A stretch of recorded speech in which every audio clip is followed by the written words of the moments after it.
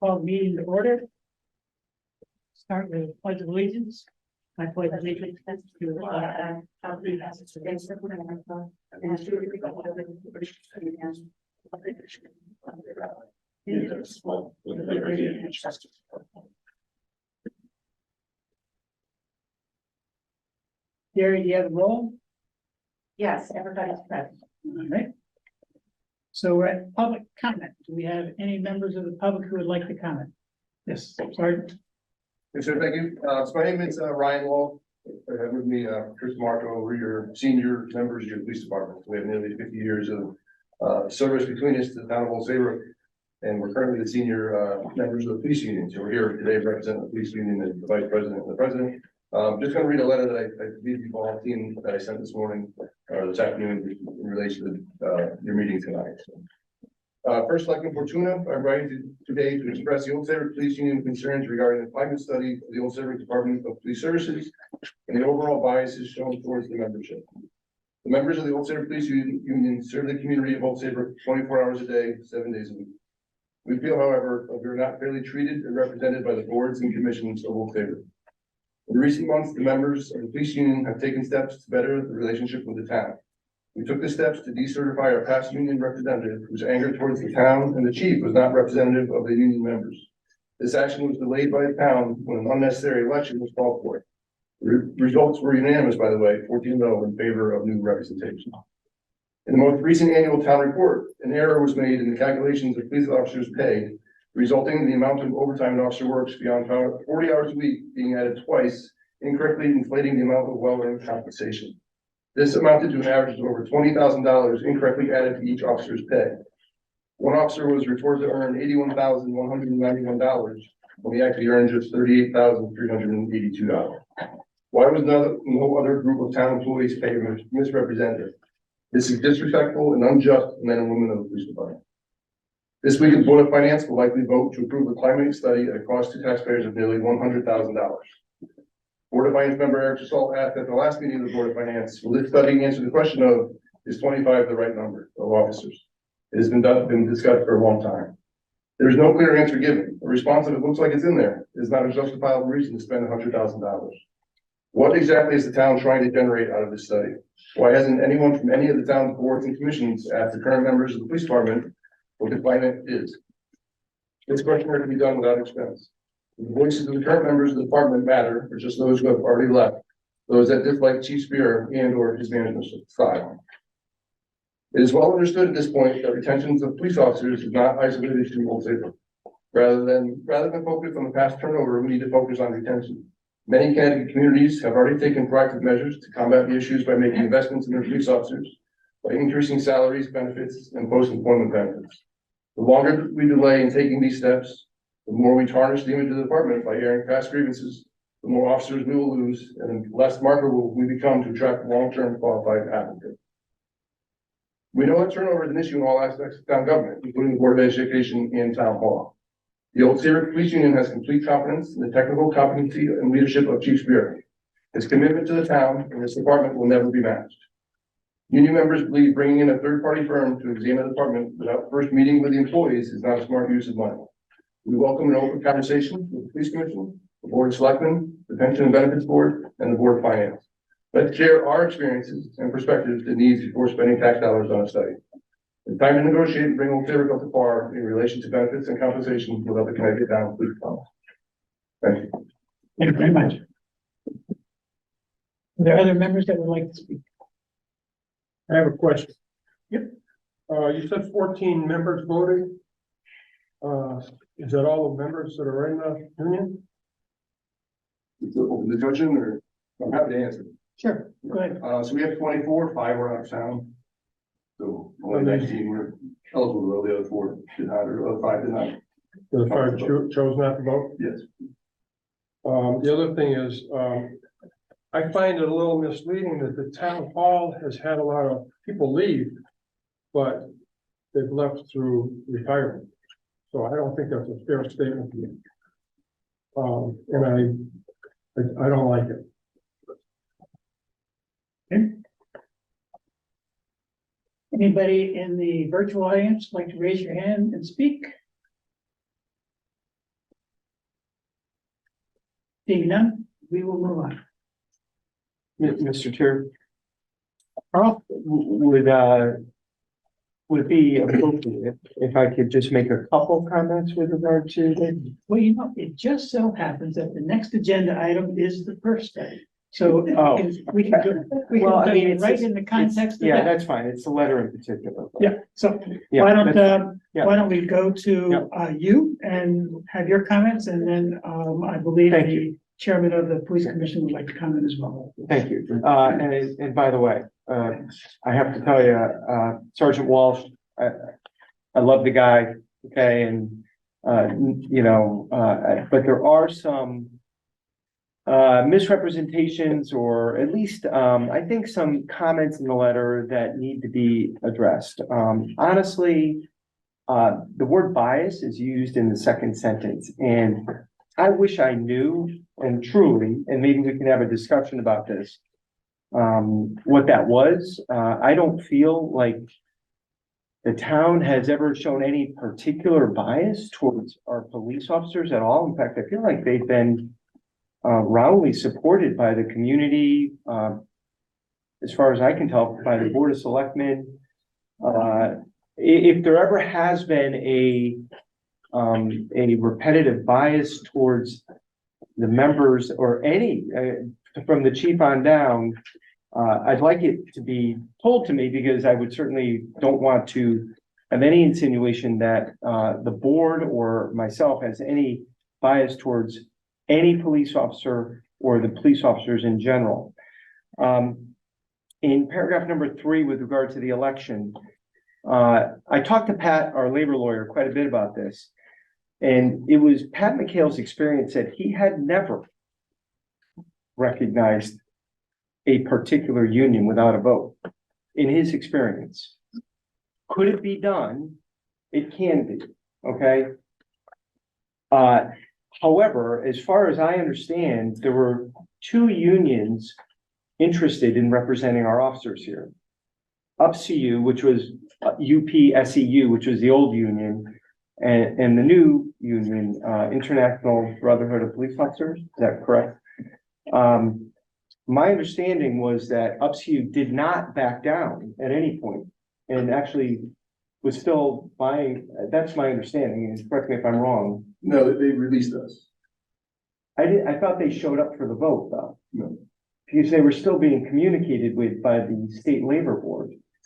Yeah, as far as I understand it, you know, they have to be, just like the town had to be, because there's 3 parties Okay, involved. well. essentially. So my communication to Pat McHale was, let it go to a vote. If, you know, and Pat had never just unilaterally recognized the union.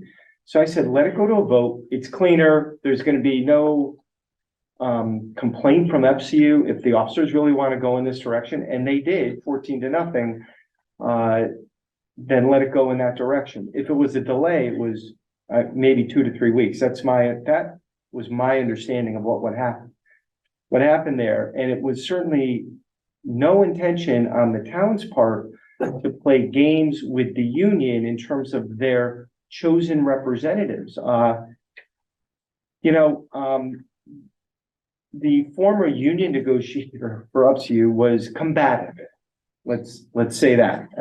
I don't know if any of you sat through any of the negotiations. At the end of the day, we got contracts done. I probably got 3 or 4 of them done with that union. Union negotiations are frequently like that. This particular person was particularly combative, and I agree, perhaps a little bit more so towards the chief than he needed to be. Really, the main point that I want to address is in paragraph 4 with regard to the town report. And you know, I do have the utmost respect for Sergeant Ryan, but Walsh rather. But what happened in the town report was when you use words like disrespectful and unjust, that would communicate to many people that it was some sort of almost intentional, sloppy, or You know, and I will tell you, and Leanne probably doesn't want me to say this, but Leanne came into my office, in, what's today, Tuesday, so a week ago, I'm not even sure when it was. As soon as she realized it, and there could have been no one more embarrassed or remorseful and sorry and communicated the mistake. It's a mistake. It happened, and it happened in the software. And I looked at her and I was like, we'll put out a press release. We immediately set to correcting it immediately. We had Jennifer, who's economic development. She's our communications person. She wrote something. Leanne did the numbers. We verified it. We immediately called the chief. It was a mistake. Leanne took immediate ownership of it as soon as she realized the mistake. And I promise you,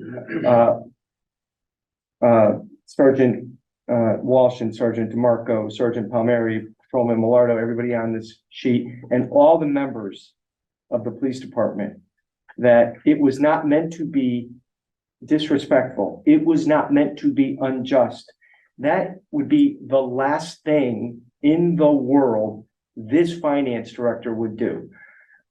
She is not a political person, and I take umbrage with those words used to describe a mistake, an unfortunate mistake. I agree, an unfortunate mistake that was corrected by the town. Look, I won't go on and on, but the fact is, we're here because we were told that the police department, we can go on, we can move on a little bit, but we're here because the police department told us there's a fire, or, you know, there's an emergency at the police department. And regarding pay and benefits, we could be talking in the short term, hundreds of thousands, in the long term, maybe more, maybe seven figures if some of the numbers add up. But that will all be negotiated. There's a contract coming due June 30th of 2024. We will start negotiating that. Maybe not this month, but probably in January. You know, the PERF proposal is very specific with regard to benchmarking pay and benefits. I think it's important to have an objective person come in. I don't think if I said to the chief, hey, I want to do a climate study of your department, can I interview all your police officers? I doubt that's going to happen. Folks bring in consultants for this type of thing. It's not a question of asking the officers, are you happy or unhappy? It is a lot more. It's about it's exactly what's in the PERF proposal in terms of looking at pay and benefits, looking at promotional opportunities, interviewing everybody who is in this room. It is not going to be focused on those who left. Those who left may be contacted, but it's going to be focused on those who are here and trying to keep them here and trying to build the OSPD team. I am not going to sit here tonight and promise lots more pay and lots more benefits. I'm not. That's part of the negotiation. But we will look at benchmark proposals or benchmark, you know, from other towns, contracts, pay and benefits, and then we will look at what we should do here in Old Saybrook. We will come to this board. The Pension and Benefit Board has already been alerted that something may be coming down the pike. I think I've told this board in the past that it's been in the police contract for as long as I can remember, that if they wanted to, they can bring the pension issue forward and we would renegotiate it. A team was never assembled, either on the police side or on the town side.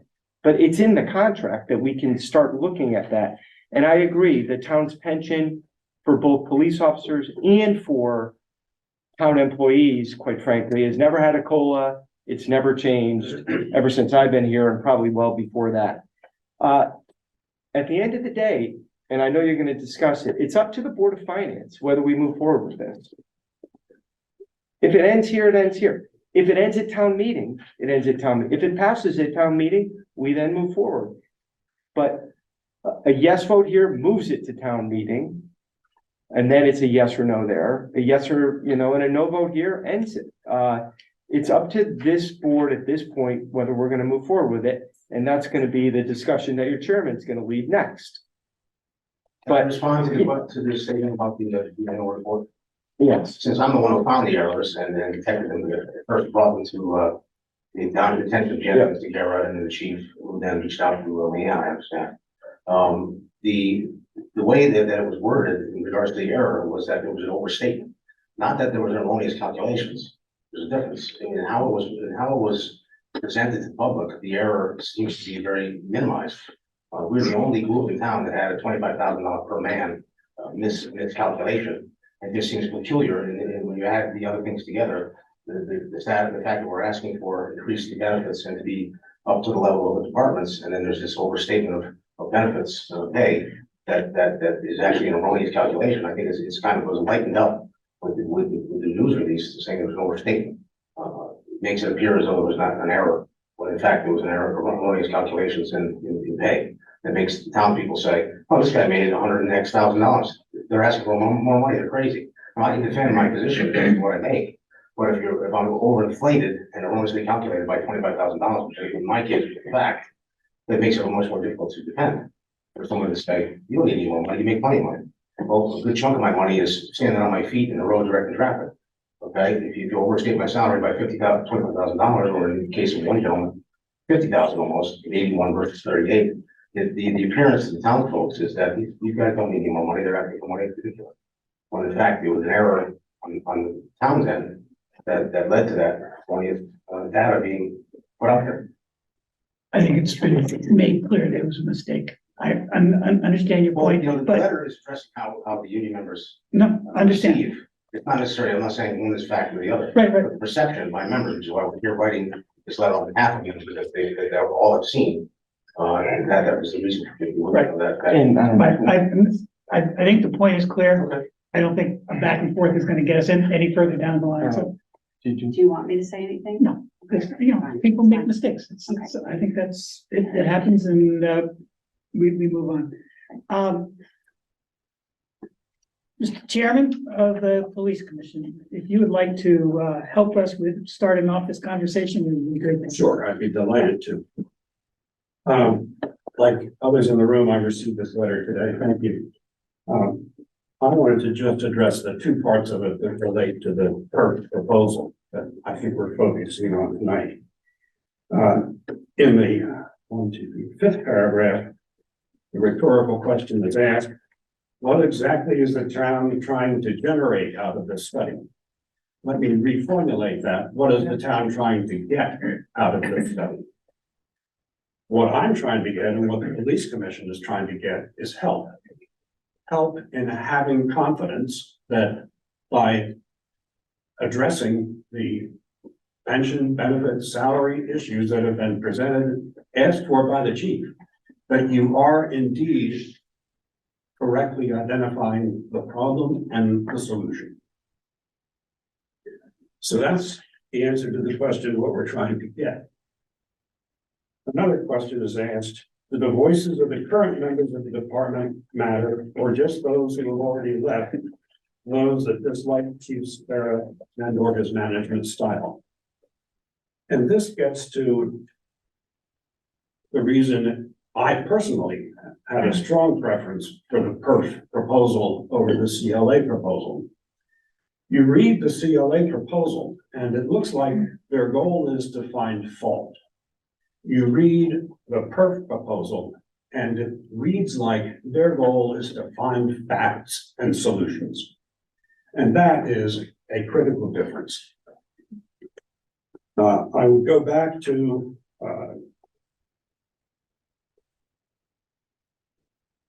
quoting something that I read at an earlier meeting out of the PERF proposal. They say, we anticipate interviewing at a minimum the following people. For Selectman Fortuna, Selectmen Skigerich and Puglisi, available members of the Old Saybrook Police Commission, Chief Sparrow, OSPD Executive Command Staff, OSPD officers and first line supervisors, professional non-sworn OSPD staff, former sworn staff who have left the department in the last 3 years who are willing to talk to the PERF team about why they left. Other stakeholders as identified by town and OSPD leaders. It then goes on to explain why they want to do these interviews. The idea that we have nothing to learn on the question of why people leave by talking to people who made that decision strikes me as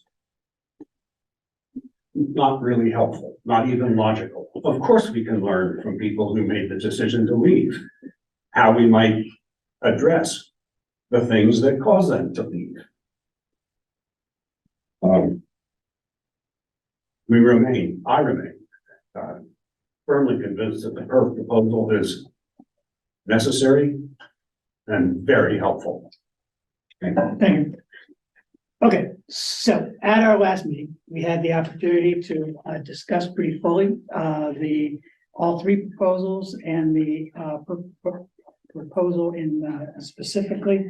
And we determined rather than voting then, we should wait the cooling period for 2 weeks and come back and vote tonight. So before I make a motion and call for a vote, I'd ask, is there any other members of the board that would like to comment? Paul? Yeah. I'm coming at this from, I guess it was a few months ago, when the chief wrote the letter about the condition of the department being down so many officers, and I discussed it with him. I was just flabbergasted and concerned. You guys do a great job, and I'm not afraid to be one of the political people in town that says I think the chief does a great job. But what concerns me is the level of staffing. And that's why I'm going to vote for this proposal tonight. I want to get out of this what it's going to take to keep our police department fully staffed with employees that are happy. You guys do a hell of a job, and it's a dangerous job. And the least that we could ask for is that you guys, when you go home at night, you know you've done a good job and the town respects you. So I'm concerned with the benefits levels. I'm concerned with the pay levels, and I would like to see how that comes. And I'm sure that you guys are going to be involved. I keep saying you guys. I'm old school. You people. I'm sure that the chairman is going to make sure that not only the union, but the rank and file are involved in this study. And I hope that when it's all over, we've come to some sort of conclusion where we could avoid, and I know it's happening all over for a lot of issues that shouldn't be gone in, that don't want to be gone into here, but our town officers need to know that they're respected, and they need to know that we're willing to back them up. And I'm hoping that's what comes here. And the only way that's going to come out of here is if the union, the rank and file, and the Board of Police Commissioners work together when this study is going on. So I thank you guys for your input, and I thank you for the job you do every day. Okay. Other board members? Well, I would just like to say something. I agree with almost everything that Paul said, but I also want to alert the administration and to everyone else in this room about what the taxpayer is already paying. And I went through the 149-page, what would you call it, that the chief sent out? And it was very interesting. The taxpayer in Old Saybrook, on the salary of the top, uh, paid patrolman, which is 82.5. If you do that on a per capita basis for the 10,500 people that live here, Old Saybrook pays $786 per capita. The next town closest to Old Saybrook is Clinton, which has a population of 13.5, and their per capita cost is $585. Now, if you go to the top ranked sergeant's pay in Old Saybrook, that per capita cost is $906. The next town again is Clinton at $684. Now, if you increase your salary and you increase your population, your per capita costs go down. But we're not increasing our population. Our population has been the same since 1983 at 10.5. So I'm just bringing these numbers out. I can tell you, I went through every town from Brantford to New London. So I have all the data on those towns concerning salary and pensions. So I just want that information out there so that the administration and the police union and anybody else involved can at least keep the taxpayer in mind. That's all I have to say. And I do agree, you guys do a great job. Thank you for your time. Carl, can you just explain, we've talked about this a little bit, but can you explain the RFP situation with this? And Yeah. And I guess I asked this because I recall many years ago sitting here hacking a room because Parks and Rec wanted $49,000 for an RFP. And I just want to just get that out there and why that wasn't done for this. And then my next follow-up question is who was involved in setting up the scope of this work? So, yeah, I'm looking for the email that I sent you because I don't have the charter provision in front of me. I think you probably have it because I sent it to both you and Bruce. So typically for services over 25,000, the town goes out to RFP. Okay. However, for technical, consulting, engineering, legal, professional services, the town can solicit bids and still be within its right, not violating the charter. We previously twice went out to bid on police department studies. For a variety of reasons, those subcommittees went nowhere. When the police chief presented his letter to me in July, and I knew negotiations were coming up a year from then, I decided, I said, you know what? If we're looking at this kind of money that the chief requested, now I don't know if that's all, a lot of that is not going to come to fruition. That was in the chief's July 13th letter.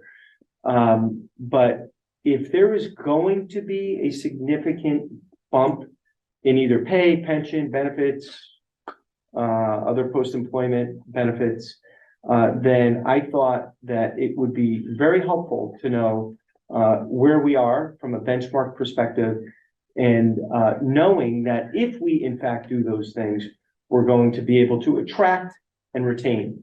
And as a result of that, I said, no time for a subcommittee. Let me contact 3 firms, which I did. You've seen all 3. The police commission deliberated on all 3, chose a different firm than the Board of Selectmen, which is fine.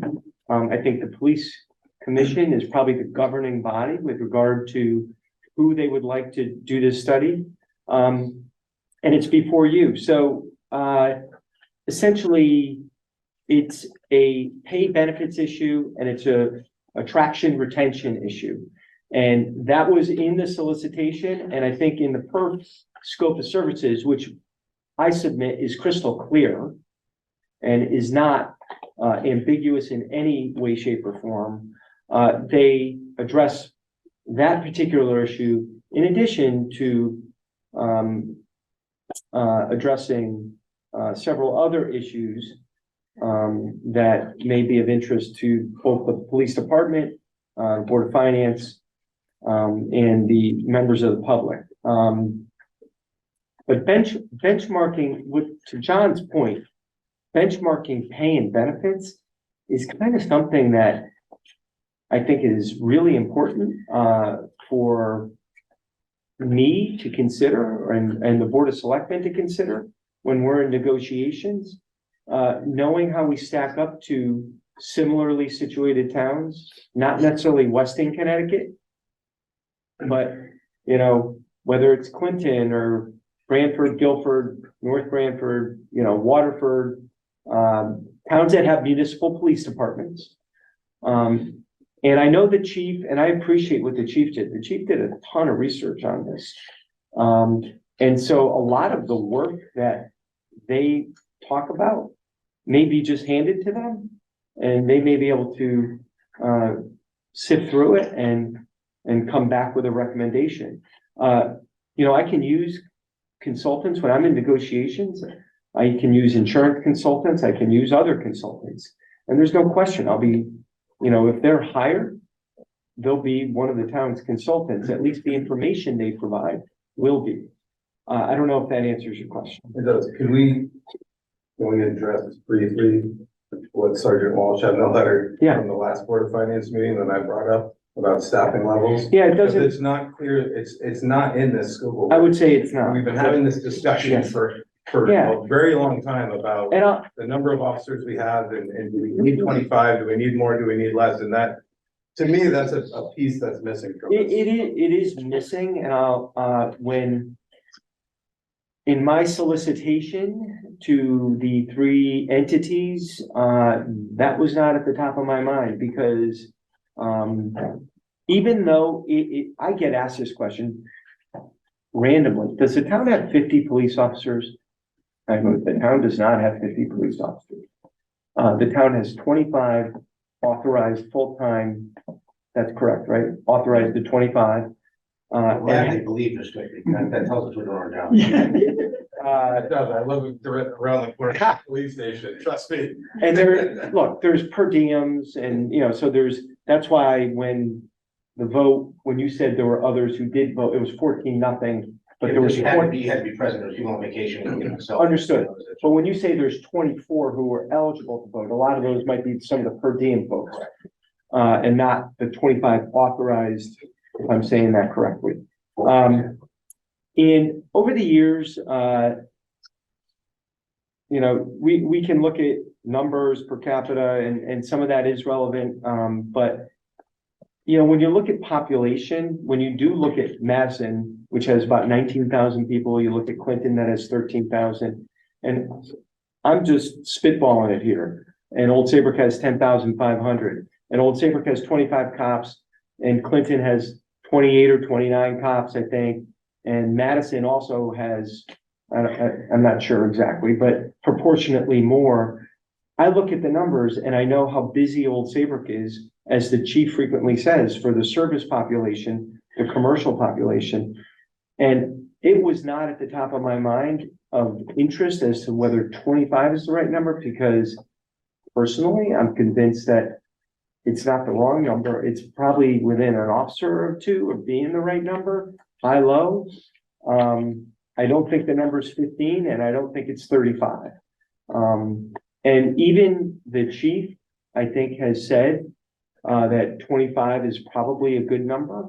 And he hasn't had 25, I don't think, since he's been chief, unfortunately, but he's been close a few times. And of course, now we're far away from that. But it was not something that I solicited when I spoke to these folks. And it was really, hey, here's the letter from the chief of police, house on fire, having trouble attracting, retaining. We know it's a national problem. We know it's a Connecticut problem.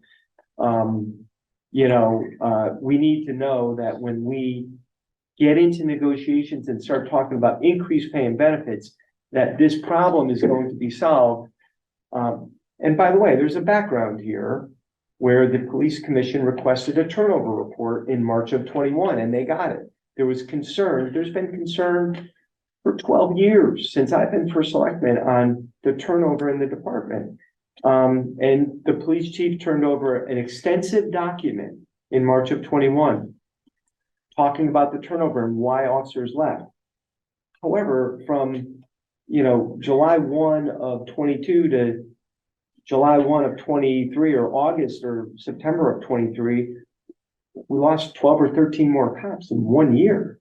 Now, some of them left the profession. There's a good reason for all of them, probably. Some left under,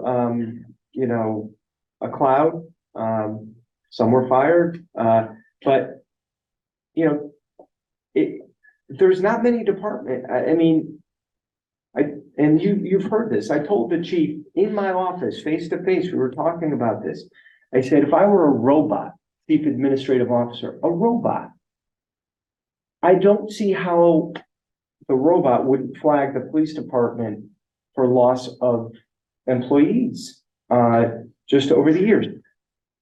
And by the way, what Sergeant Walsh writes in his letter about the chief, you will never find anyone who is dedicated to the town.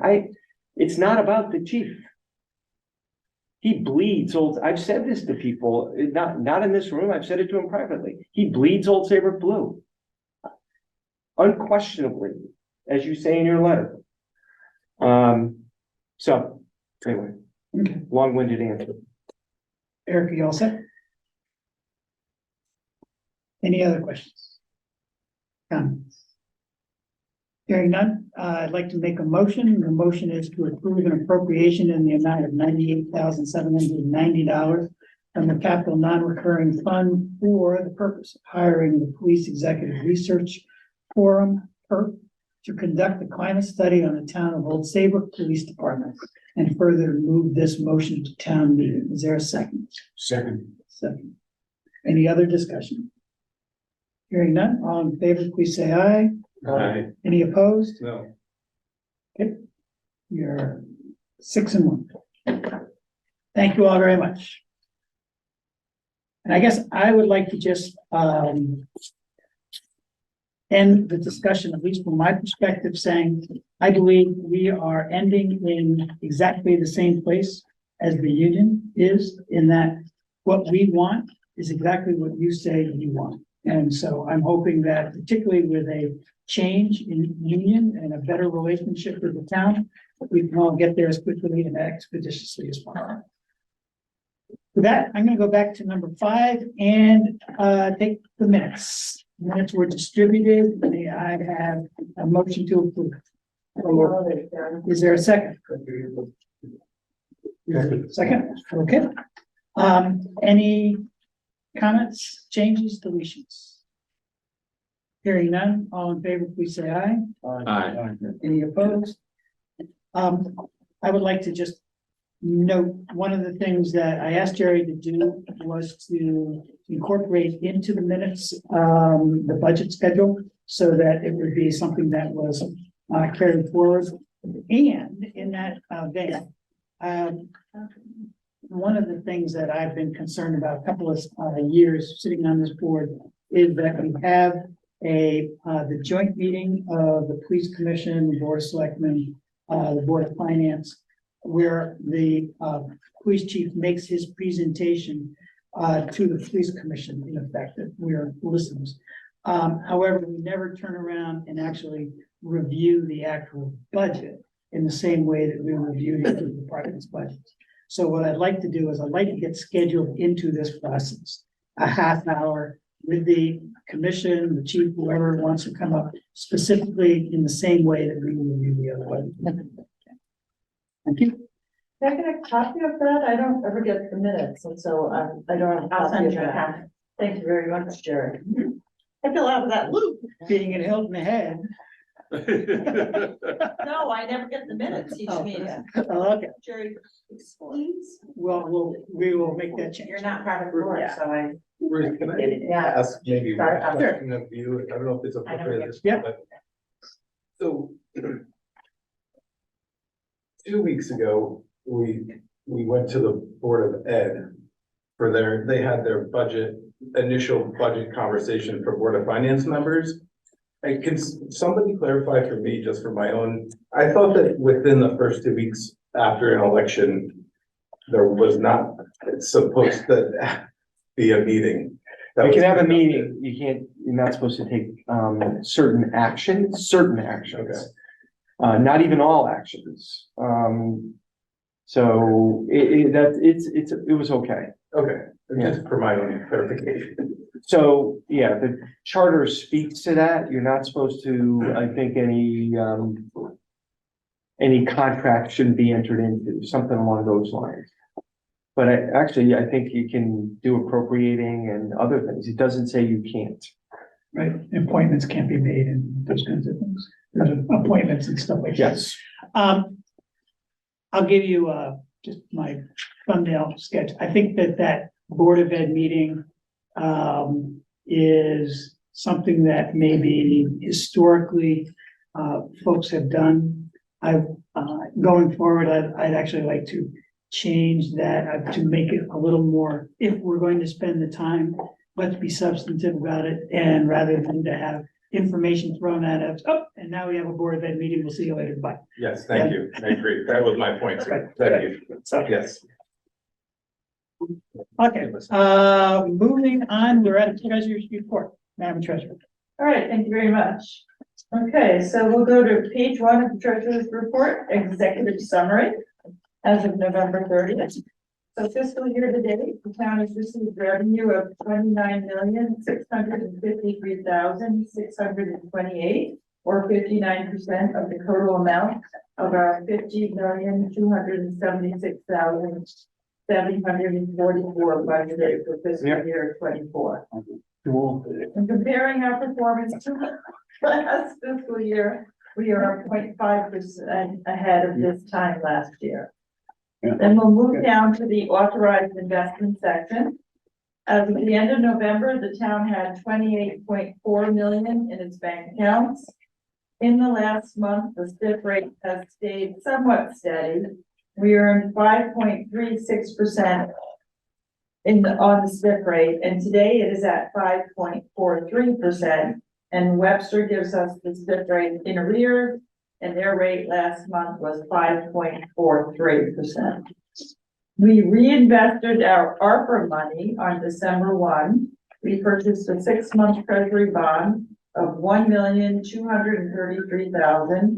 1,233,105 at 5.334% interest rate, which will mature on May 31, with a return of total interest of $32,178. So stop right there. Yes. That Can I hear that number again? Of course. You want the total amount we're gonna make? Just the interest, what we're gonna get on the interest. 32,000. The interest rate is 5.334, but we will make on our ARPA money on May 31, $32,178. Thank you very much. And just so the chairman knows, the treasurer has been in touch with me saying, what does it look like for ARPA spend, and can we Right. reinvest this money? Do you think it's okay to do that? And I did give the okay with a shorter horizon. To make, Shorter meeting, 6 months. like Yes. May, Yeah. yeah, you know, so Actually, figuring Carl, that money won't be needed, but, Bruce and I have discussed. oh, it a okay, little bit good, oh, perfect. Over the produce aisle, so. No, that's good. Where I just, business gets done. Where the heads But come. we had discussed it a little bit.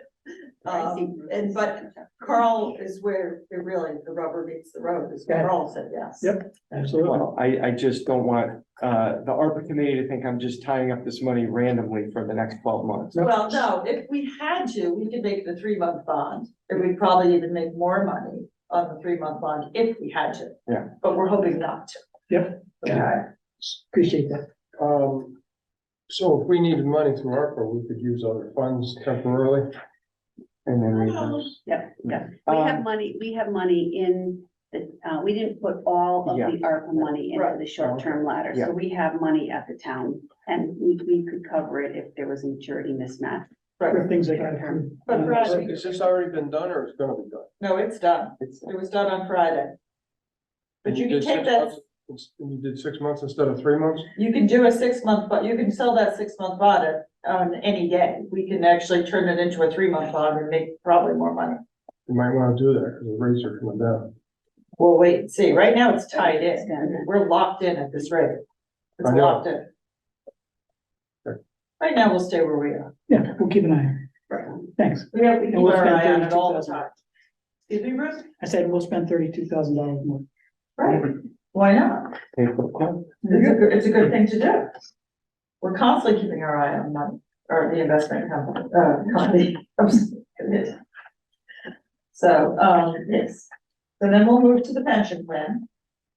At the end of November, we received a report from Morgan Stanley, the town's pension plan, investment committee. And the pension plan is up, finally, 1.59% fiscal year to date versus its benchmark of 1.71%. Over the 3-year horizon, the town plan has returned 2.18% versus its benchmark of 2.96%. Fire department plan is at 1.57% fiscal year to date and has returned 2.37% over the 3-year horizon versus its benchmark of 2.96%. Any questions there? So. Ma'am? You certainly answered. So, at some point, and I said this talking against a wall for years and years and years. The investment advisor works very closely with the pension board, pension benefit. It's actually the pension and benefits board, because they do take a look at benefits too. At some point, as right now we're entering more into the budget, but when we get clear of the budget, it might be interesting for a joint meeting with the pension board, maybe have Kevin, our investment advisor from Morgan Stanley, you can join on Zoom. He'll likely come here, just to talk about, in a nutshell, maybe an hour, if we could devote an hour. It's worth it. It's $30 million of town funds, the significant fortune that gets invested every year. Just to educate this board once, and I think you'll be good for 5 years on that. It's super interesting. There's been a hell of a lot of progress made on the pension. So it's just a suggestion. Yep. We will put it into the post-budget hopper. Something like that. Bruce, Yes, sir. if we could just ask for a compromise, we meet at 6:30, they meet at 8:30, could we meet somewhere in the middle? They're 8:30 in the morning. Yeah, I know. That's why I want to compromise. It would be a Now regular- that I'm retired, I don't get up. It's a, Now, it would be a regular. as the clerk, I do know that. 50 years of working and getting up early in the morning, I've earned So it. I would suggest a regular board of finance. Yeah, I think he's inviting them here. 6:30, Oh, that's fine. Yeah. Breakfast time for you. I'm even willing to compromise on that and move it ahead a few hours if it makes them happy. No, Kevin is fascinating and he's so intelligent, and just does a great presentation. I think it would be well worth it, I think you guys would love it. Okay. Okay. I don't have very much more to say, so overall, the president's responsibility is to oversee all monies belonging to the town, so as of November 30. Total cash balances were 28.4 million, total pension balances were 27.8 million, for total assets under management of 56.2 million. So page 2 of the treasurer's report show the revenues broken out in more detail. Tax revenues were $198,084 for the month, bringing the fiscal year-to-date total to $28,114,825, or 58.4% of the amount budgeted for fiscal year 24. In terms of local revenues, the town collected $271,196 in local revenues, or 59% of our fiscal year 24 budget. And that's about it. November was a quiet month. We should see a much bigger tax collection, I would think, come December. People will start to come in and pay their tax, the rest of their yearly taxes. Anybody have any questions? Any questions for the treasurer? Thank you. I appreciate your, again, very thorough presentation here. I was just trying to figure out how much, can I find the contribution to a pension at the the general summary report, or did? No. Okay, that's hidden what? That's, you would have to come to our pension meeting. We go over contributions and things like that. What do you mean by the town's Contribution, yeah. the town's contribution into the pension or? Correct, I mean, our pension is $26 million, and I presume it changes and grows, not because of the interest rate, but because of a line item in our budget. Yes, Correct. Yes. yep. I'll go. And when the I'll go down in a finance- minute. That'd be great. Money in, money out, right? Of course, yeah, no, yes. Okay, questions? Hearing none, thank you very much. Thank you, Bruce. Leanne, let's move to finance. Okay, so, I'm gonna just do a quick finance director's report, and I'm actually gonna kick off the budget season, tonight, and we're gonna talk about debt management. So that's the only topic I'm gonna do tonight. Oh, you're not doing it. I'm gonna do this, I just want Larry to tee up the presentation Oh. for me, so I'm giving him kind of a heads up to do that. You want it now? Yeah, go ahead, you can do it, because this report's gonna only take me a couple seconds. So, in the finance director's report for November, just, some of the business that has occurred over the past month. Under ARPA appropriations, we had our annual town meeting on the 27th, and the $50,000 for the humidity system at the Cape was approved. We had a town meeting tonight before this meeting, and the appropriation for the ambulance was approved. The appropriation for the Little League was approved, and actually the appropriation for the Back River Living Shoreline was not approved, because we're not gonna receive the grant, so therefore we don't need match funding. I'm sure maybe Carl will talk about that more later. Can we say officially that it was withdrawn? Withdrawn. Well, you can't, once you get to a town meeting, interestingly, you can either table it, approve it, or not approve it. So you can't just leave it in limbo and say, we're not gonna act on it, or, so we voted no on that. That's too bad. Why? Will be brought up again. Well, right, but I'm just saying for the applicant to bring it up again, to be in a position of going for a grant and having the grantor say, look back and say, well, your town match was turned down at the town meeting. Well, I'll make sure the minutes reflect what I said. Okay. Which is the only reason it was turned down is because they didn't get the main grant, and these were just matching funds. That would be helpful. Yes, that, I specifically stated that at the town meeting. Okay. On the second page, under capital non-recurring, at the meeting on the 27th, they approved the 25,000 for the time and attendance system. They approved the grants for the fire department radios. And they moved. Oops. Oh, and then the 100. Oh, never mind. Is that one approved tonight? Yes, this one was approved tonight, right? Yes. Yes. And then the last one, the 100,000 and for the Main Street Connection Park was also approved at tonight's meeting. So I'll make those changes. So turning next is the long-term strategy. So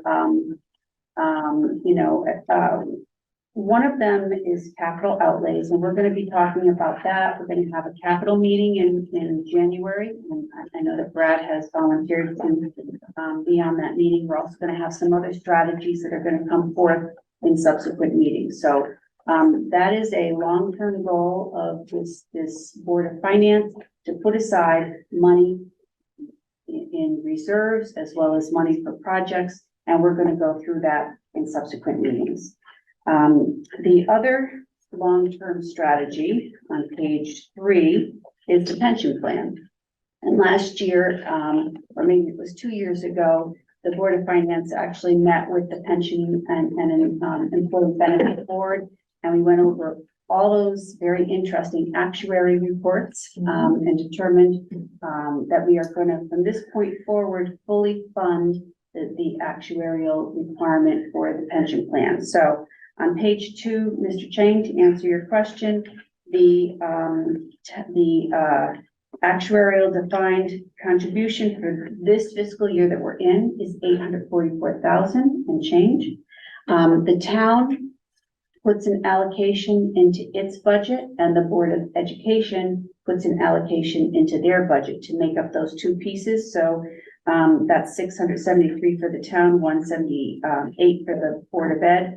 It actually totaled a little bit more because we estimate at this point what that ADC is going to be, and we don't know until after the budget's done in some cases. So if we estimate a little bit higher, we just leave it. If I underestimate, then I'd probably come back to the Board of Finance during your deliberations and explain what the actuary situation was, and maybe ask if you wanted to change the number at that point. So we will also address that long-term strategy in some subsequent meetings. But tonight I want to talk about debt management strategy. So on page 3, the outstanding debt is 20, as you see in this report, 20,315,000, and the amount that we budgeted for this fiscal year 24 is 3,071,844. So I'm going to be referring back to those numbers, and then maybe this will make a little bit more sense to why I include this information in your annual, in your monthly report. So before Leanne, oh, I'm sorry. Is there anything? Everything's been fine. I'm happy to answer any questions, but I figured I wanted to, this might be a little bit longer, so I'm trying to rush through that. I understand. Before we get to the debt management strategy presentation, Yep. Are there any questions that people have about the finance strategy? Hearing none, go for it, Carl. Just quickly, your heads are gonna spin a little bit. And so take this information, ask questions, take it home, think about it. If you have further questions, talk to Leanne, talk to either one of us. This is not an action item. This is for your education. And one of the reasons this is before you is we potentially have a WPCA project coming down the pipe. And I said to Leanne a year ago, 6 months ago, I said, if that is a $40 million project, throw it out there, 40 million. 10 million of that would be a general obligation bond of the town. Well, I shouldn't say it as definitively as that. What I will say is that the town in previous bond issues with regard to the WPCA has used a 25-25-50 formula. 50% of the cost of the system goes on the homeowner.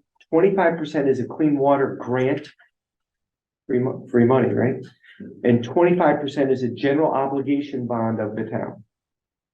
Back in 2007 or 9, the town authorized for the WPCA project, as it stood back then, $43 million was the full authorization.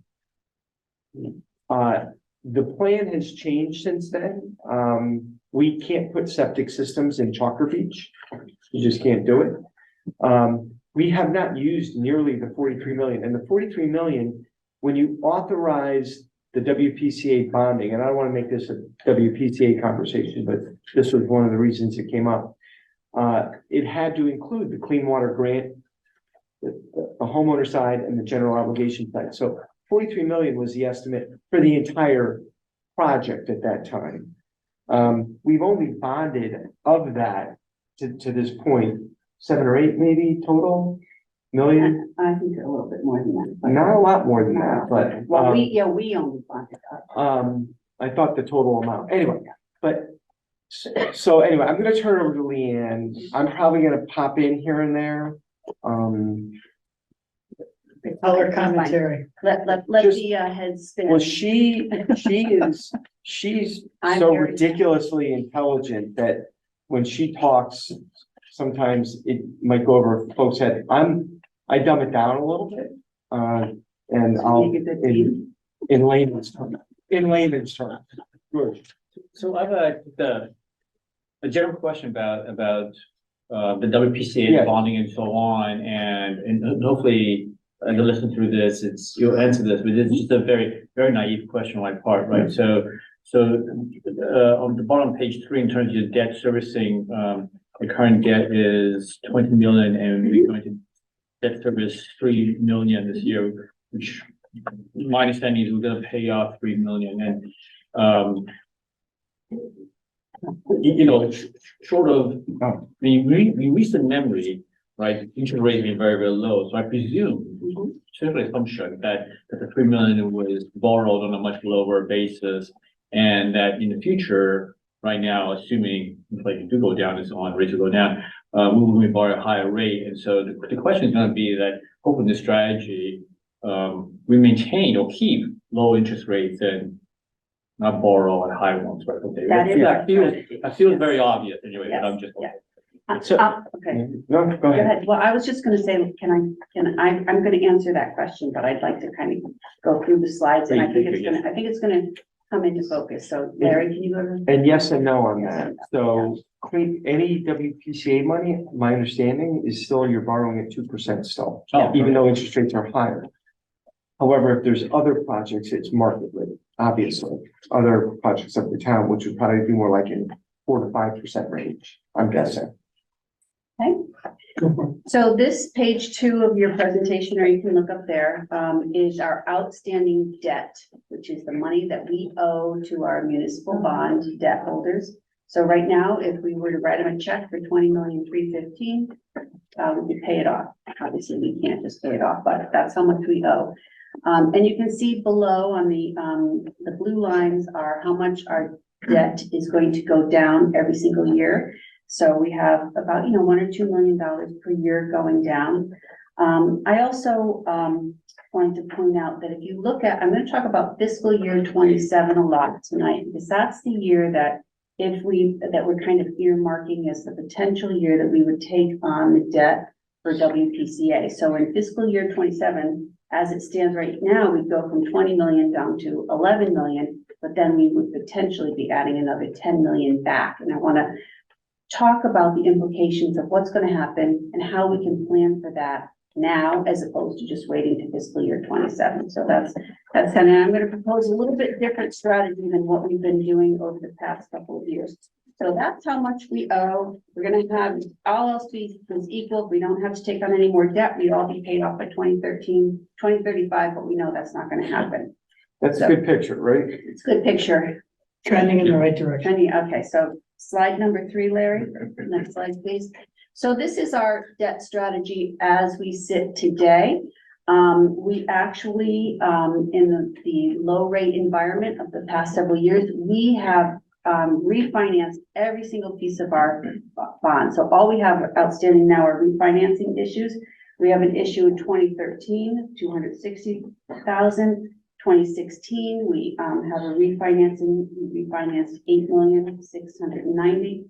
2017, we did it again. Interest rate kept falling, 1,420,000. And then in 2019, which is a very important refinancing for this discussion, when interest rates were almost at their lowest point, we refinanced everything else, including the clean water bonds that the town owned and the clean water bonds that are called the benefit assessment bonds. Those are the ones that we take out on behalf of our residents. We refinance them, and then we take all the money that comes in from those bonds, and we use it to offset our debt service. Brad? One question I have is, do we know with this clean water situation, do we know what would be approved or is approved?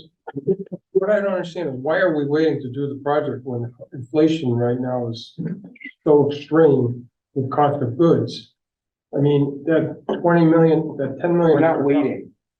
We're not waiting. We're not waiting. We've been designing, going back and forth with DEP. We still don't have what we need from DEP. So we're not waiting. We're waiting for that.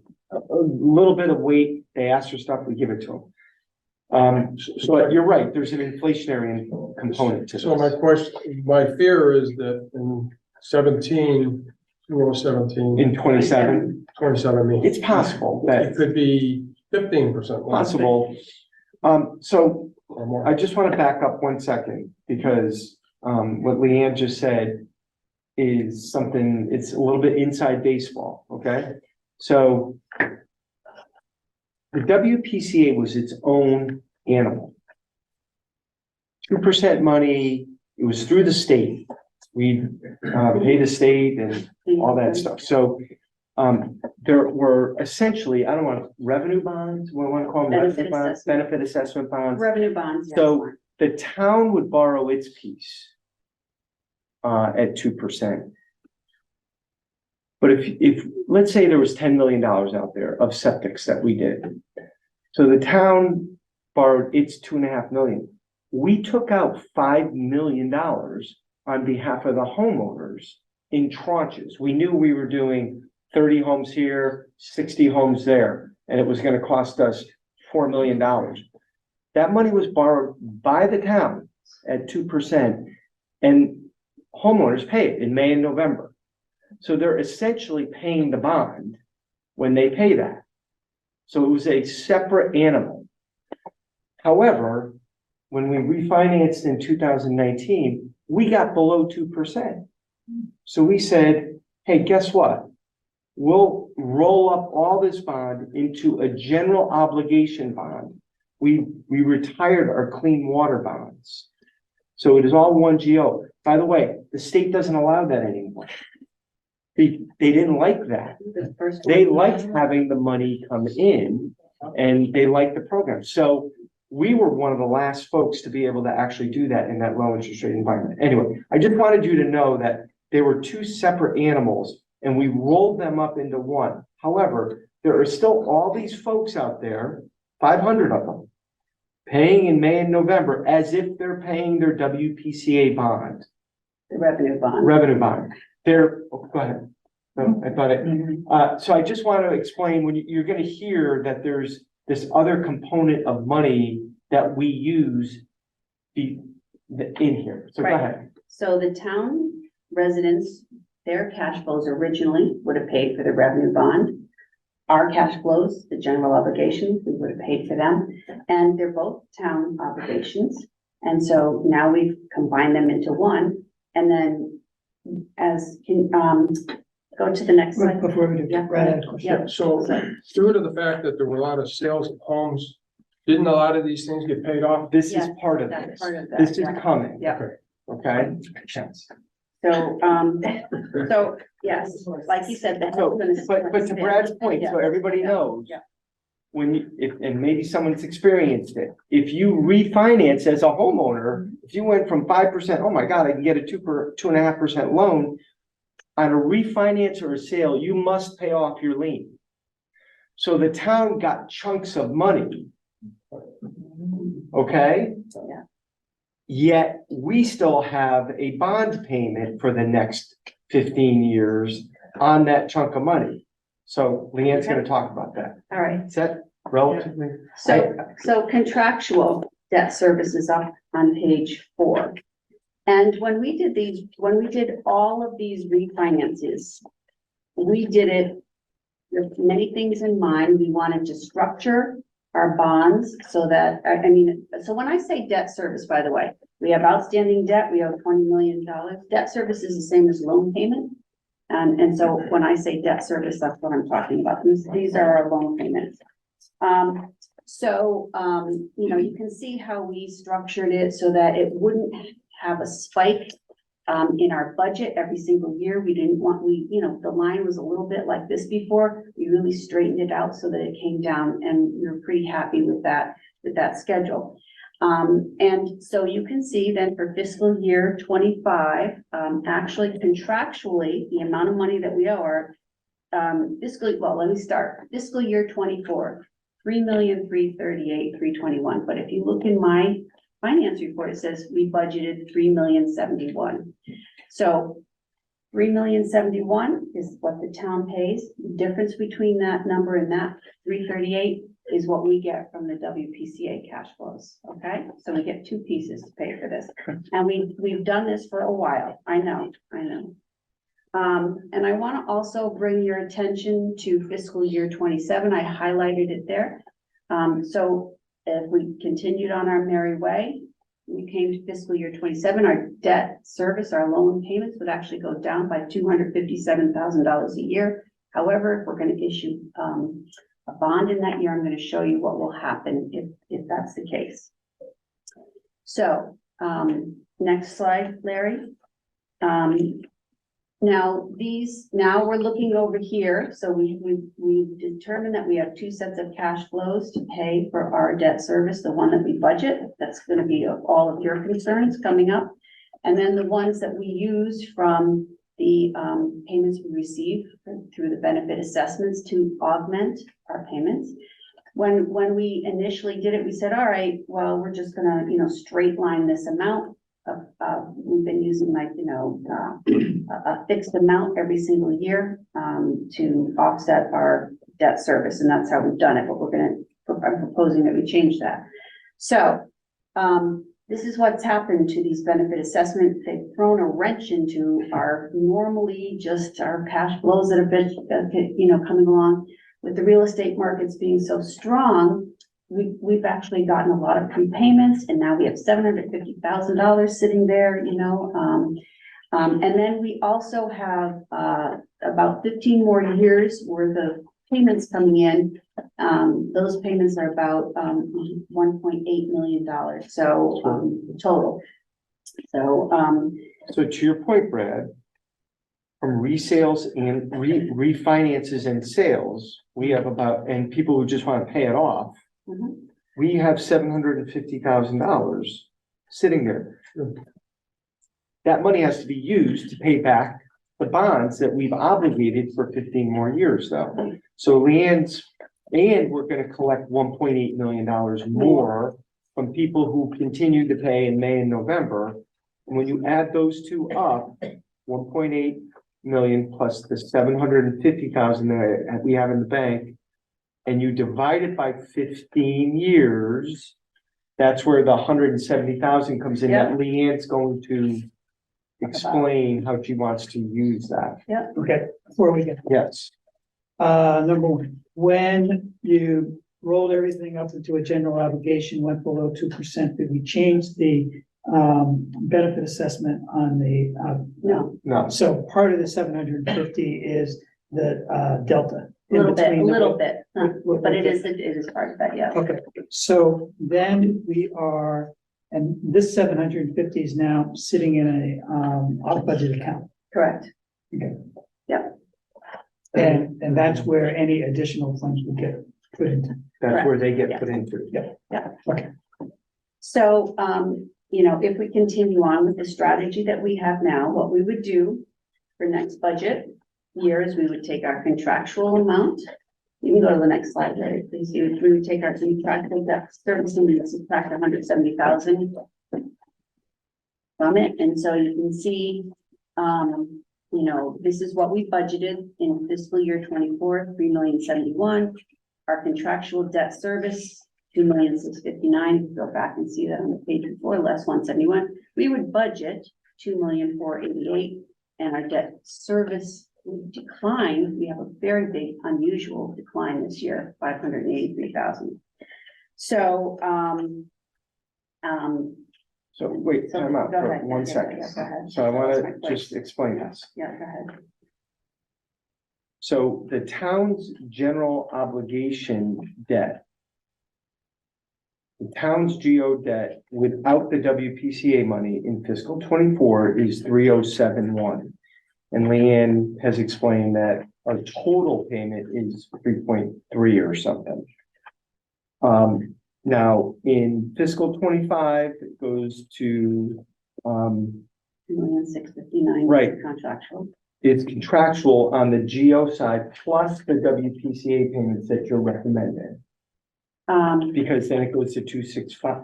No, that's 265. our contractual amount. No, the contractual, that's right. And then That's less right. they, The yeah, contractual amount with the WPCA is is 2,659, but that's what I meant to say. No, the contractual amount is 2,000,006. The Yes, WCPCA payment is 171. The amount that we would budget is 2,004. Okay, all right. right.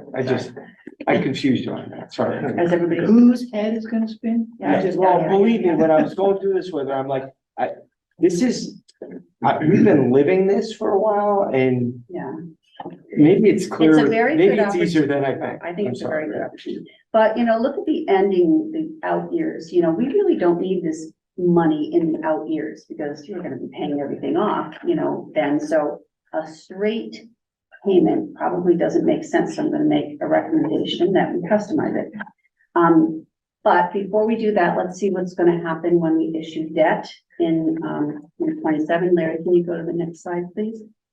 So, when we issue debt, and assuming we issue debt, assuming that we use the clean water funds, and assuming that we get the 2% rate, a $10 million issuance would equal $610,000 in debt service extra per year.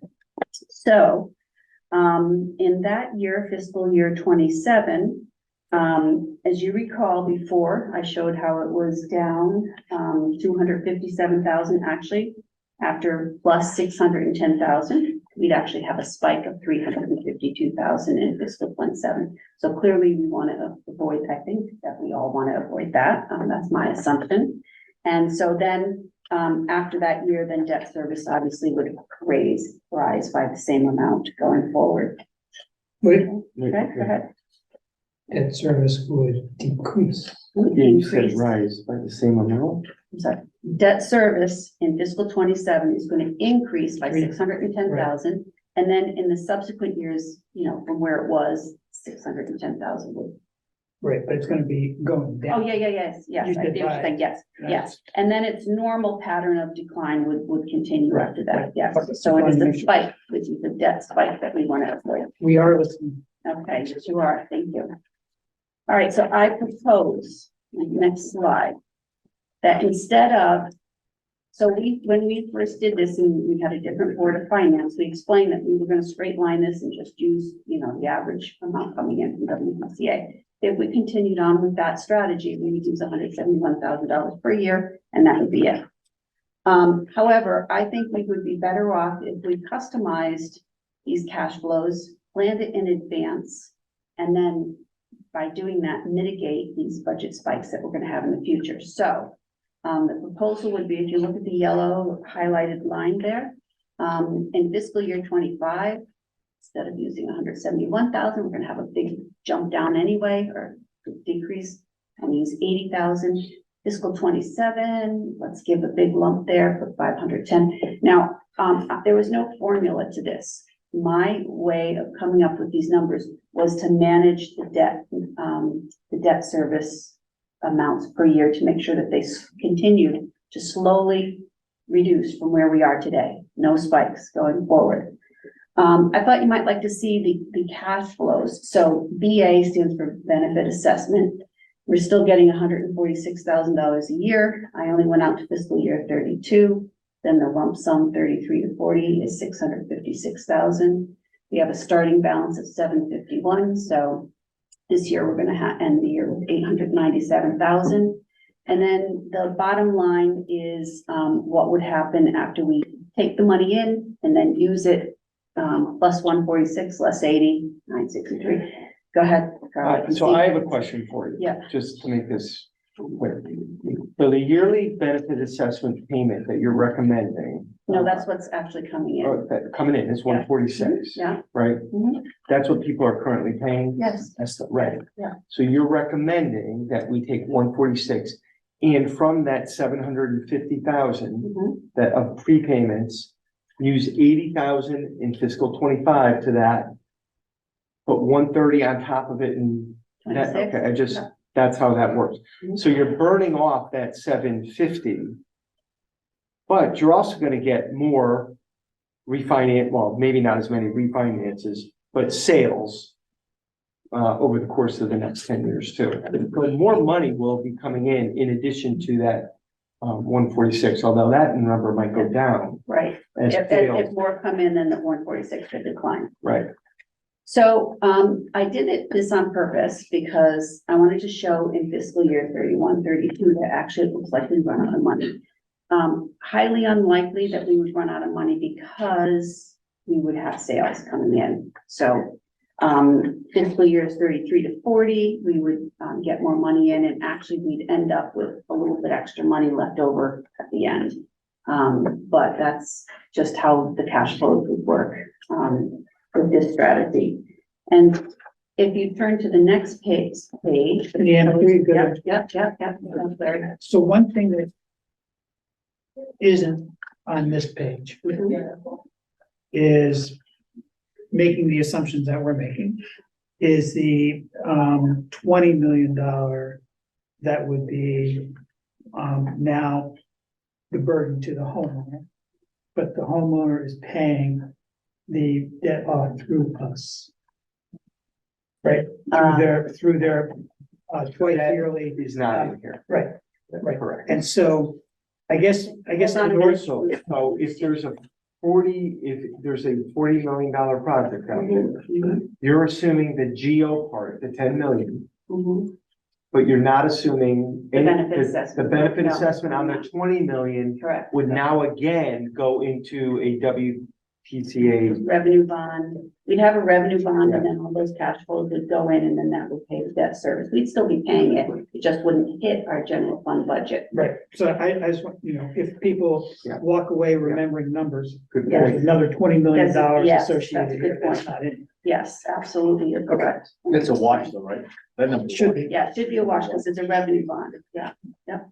Okay, so last slide. So this is what the debt schedule would look like if we use the benefit assessment payments as proposed. You can see, that we once again have managed the debt service schedule to be, from a budget perspective, to kind of slightly go down every single year. You can see how much it would go down. If this incorporates a potential $10 million of new debt issuance in fiscal year 27. And, we would just use the customized cash flows. Which would look like. And then finally, on the last page, just the key outcomes to this proposed debt strategy. We're going to proactively use these benefit assessment cash flows to our advantage. We're going to plan for the future today so that we're not worried about this in fiscal year 27. And we're not going to have the mill rate be negatively impacted by any debt service budget spikes that may potentially happen in fiscal year 27. Or if we, and we could possibly issue debt or something else. I mean, when we talk about our capital strategy next, you'll see how that offsets a little bit of our need to issue debt, but certainly not 100%. A lot of information. A lot of Questions? information. Yeah. No, I know, and I do apologize, but I think it's important that you understand how we're doing all this, yes. So, first of all, really, very impressive. The numbers are remarkable that you guys got in a position to be able to do this. That's fortunate, I guess. Right? I mean, Yeah, I think so. the numbers, the interest rate worked out for you guys. I have one very naive question and then one just a general strategy question. And the naive question is the WPCA 40 million, whatever you guys were claiming, and the town we got a pony in 10 million.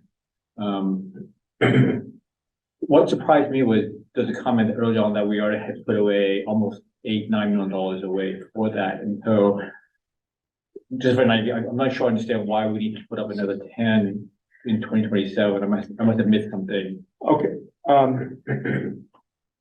so I think maybe what I did is confuse you by saying that in 2007, there was a $43 million authorization. Yep. So that just allowed us to have a line of credit essentially, because anytime we want to do, certainly the bonding, you have to go to referendum, but anytime the town spends money, we have to go to a town meeting. So if we estimated a project at 43 million, back then, the first selectman had to go to a town meeting, or actually a referendum, to authorize the spend of 43 million. Of that 43 million, we'd have to get to the creation. I think we spent about 16 million between the town's piece and the grant and. Oh, and okay, the, yes. so I think we've spent about, so if we need another 40 million, we're gonna go over the 43 million. That's what it is, the total authorization is too low now, 43. But your question, okay, so if we've spent of that total authorization, 16 million, 4 million, let's call it 4 to 6 million. We're not sure exactly how much was the GO piece of that that's been spent to date.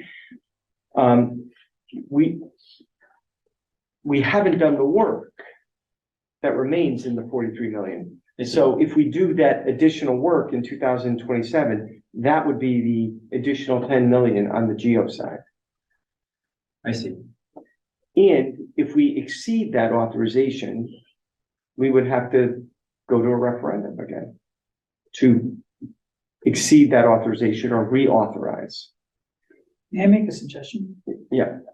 I think that the whole WPCA question is a good standalone conversation. Yeah. it is. Rather than trying to meld it in with this conversation. Maybe what we ought to do is ask, when WPCA, the town, is ready to come forward and really give us, here's where we are, here's, kind of Yeah. strategically where we think we're going and what the financial prospects are. That would be very helpful. And I think that would help answer a lot of questions and not get us confused between the strategy that's being put out here, because there's other, we've got other debt besides WPCA. So I don't know what the timing is on that. You need to judge. I'm not positive what the timing is. Yeah, so I'm just saying at the appropriate time, let's have that Yeah, conversation. I just I want to make sure it's a simple question, I think, and maybe I'm not communicating. No, it is, my question is related to this, well, I mean, essentially the money slide is your second to last page of proposed debt strategy, because you now have a very smooth out the thing, the lines with borrowing $10 million more and there's no impact, and that's because of all the math that worked out previously. I mean, it's brilliant. Which is why I asked the question, just throwing in 10 million in there, but it makes sense. The other question I have, and this is just this one feels like it's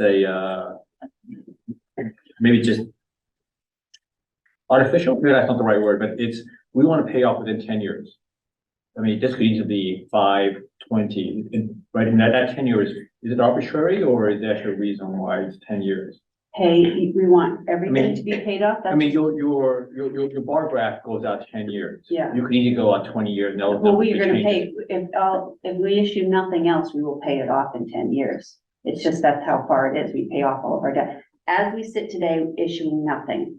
No, I understand, but all the numbers, I mean, if you stretch it out 20 years, all the numbers will change accordingly. If you want to pay 5 years, right? So which I'm saying, the 10 years is an arbitrary number. Right. And I'm just trying to figure out whether there is a reason for. The reason for the 10 years is because this is about how we use the cash flows for the benefit assessment bonds. And we have to use them before, they're not going to go on forever. And they're going to be used all within the next 10 years, pretty much. Yeah, so that's why I picked that horizon. But I could make it longer, when I do talk about this again, I'll make it longer so you can kind of see, the out years too. I'll add the 20 more years on it, the next potential 10 million, and we can see what happens with that too. Any other questions? Nice to be debt free, isn't Wouldn't it be? Okay, we will move on. Thank you very much, Leanne, for the great conversation. Selectmen report. Reval. Okay, let's move on. Have you heard anything? Yeah, here and there. My property's up 43%. Okay, I mean, I'm sure several of you have experienced anywhere from 15 to 50. If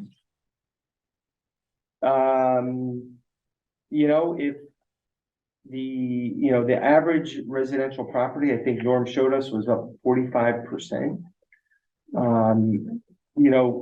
I think if you were to look at, I don't know about you guys, but if you were to look at your market value, I know my market value, I could probably sell my house for more than what the market value is on that sheet, at least right now in this market.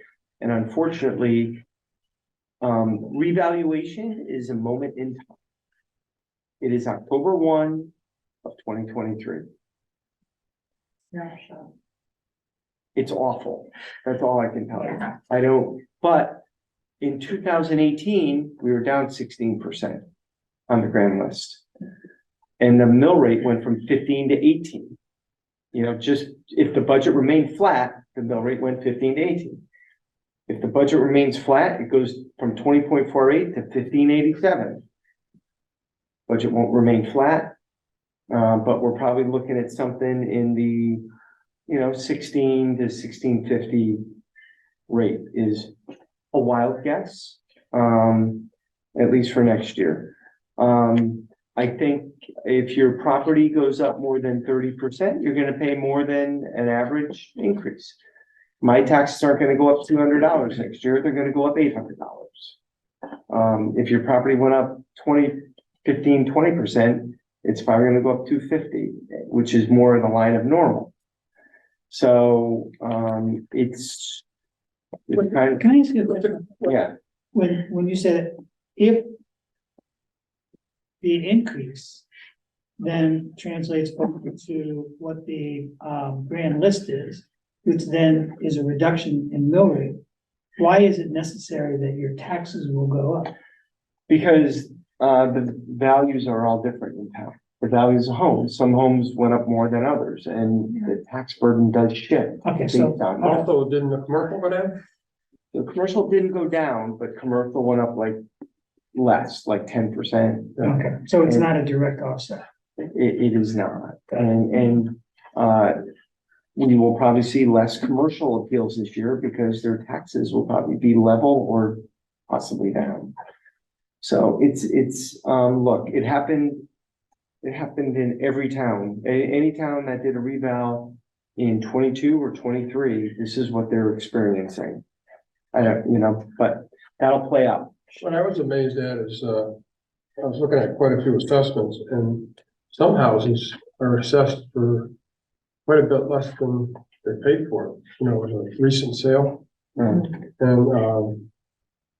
I was surprised that, one house was listed for 2 million, it sold for 2,050,000, and it was stuck for 1.7 million and change, I can't remember the change.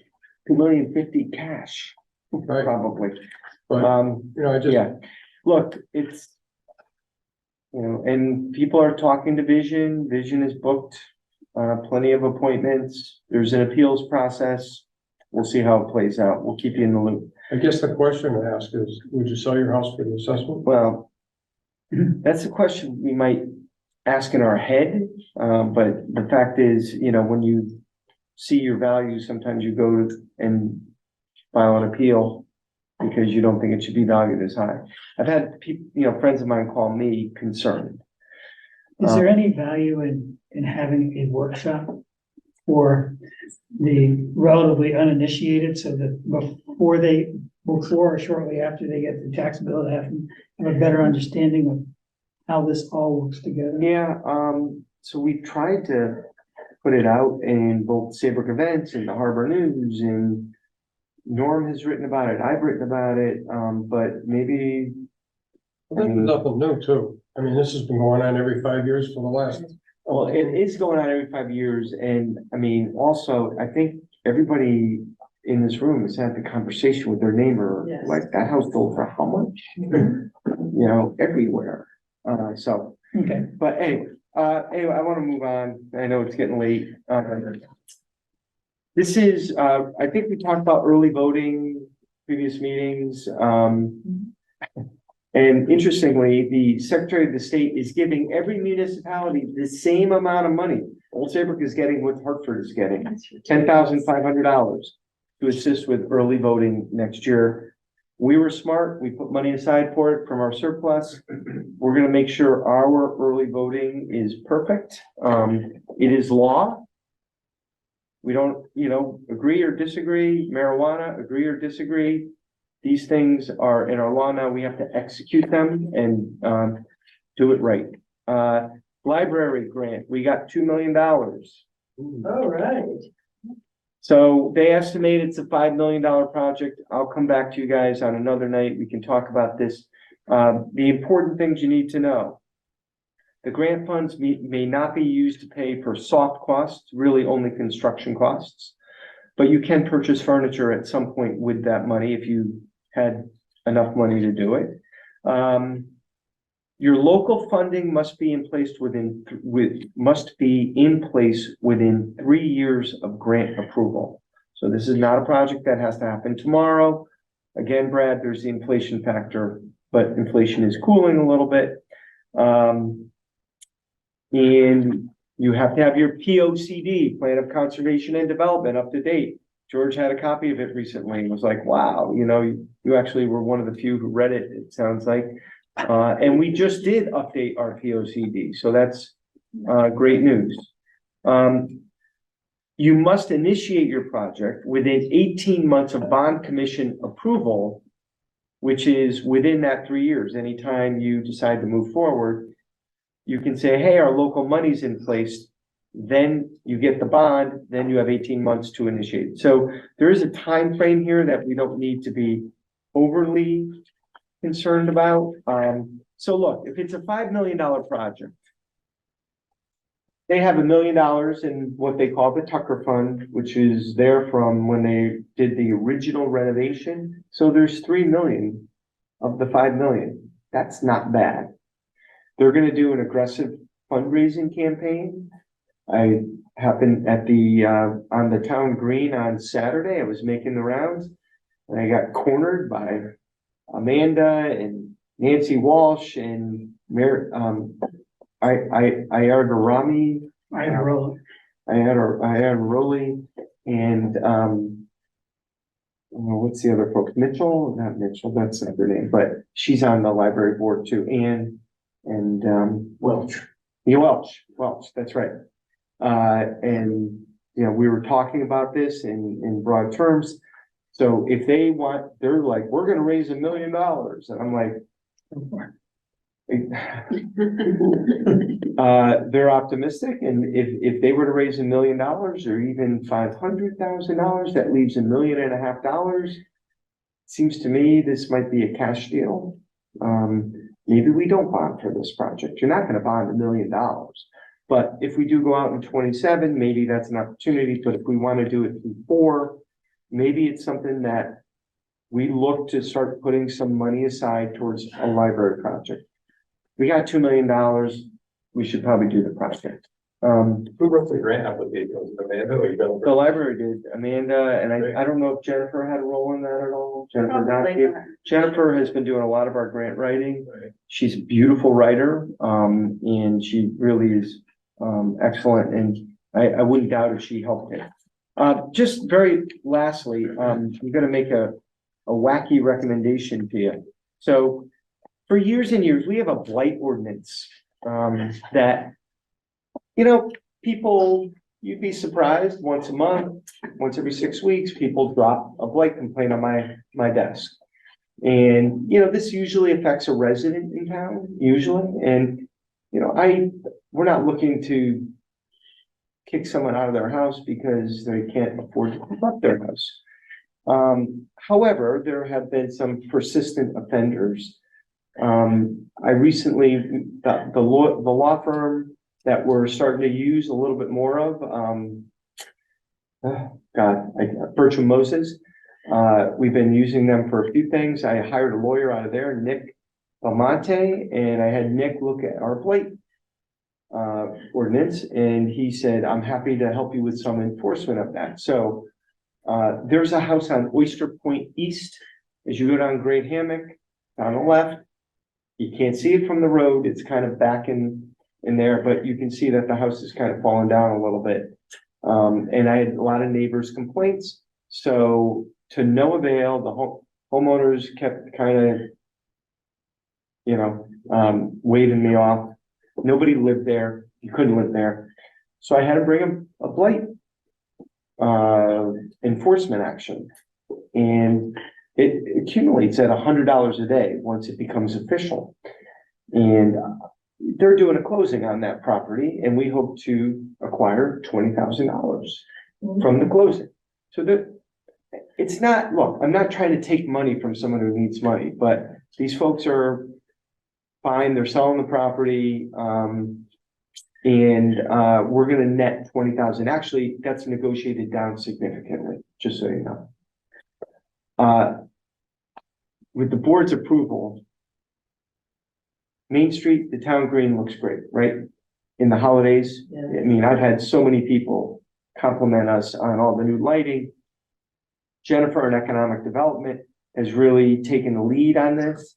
And there's a future plan to coordinate with the Garden Club to make sure we all have the same color lights and that we really make Old Saybrook really special in the winter, not only in the summer, to attract people down here.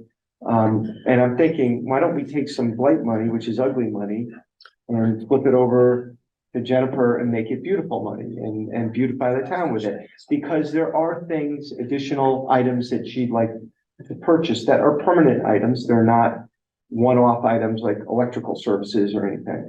So if and when that money comes in, instead of miscellaneous revenue, which is a revenue category that we use in the mill rate to offset the mill rate, I might ask this board if they would consider just making maybe a one-time contribution towards that.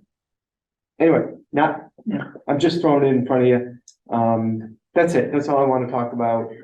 Been super busy in town hall. I think we all agree. Seems like, I don't know, it's a small town and it's just, there's always stuff going on and future projects and.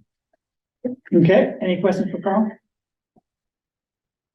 Seeing none, we'll move on to liaison reports. Has anybody wish to volunteer to be a liaison with board or commission at this point? Yes, sir. I'll do the DPW. Yep. And let me give you an update on that.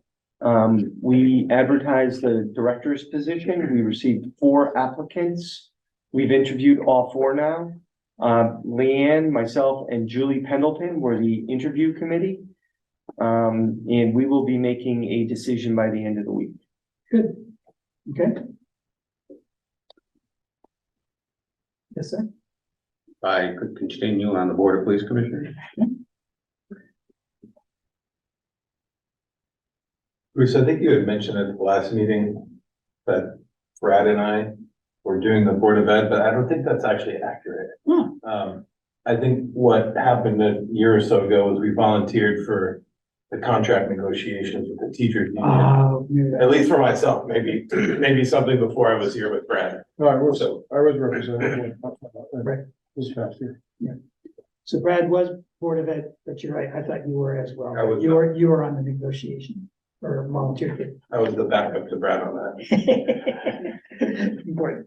Okay, well, so we've got, Board of Ed is open. If anybody wants to participate again, please feel free just to get in touch with me about that. Do you have a Parks and Rec person? We don't? I'd be happy to do that. All right. I spend plenty of time there. Rick, It'd be nice that you have a list of all the liaisons that. Okay. You have and so. maybe Jerry and I will work on putting something together and we'll get it out to folks. Comments from board members? Any comments? Okay. What's going on? What's going on? Larry has left me in charge. We're at public comment. Is there any member of the public that would like to make a comment? Please raise your hand if you don't.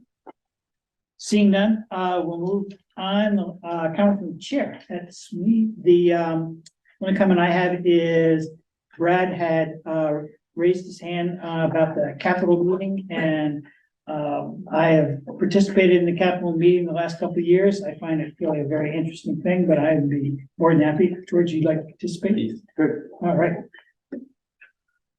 You're cooking with gas here. That's a no-no. Yeah.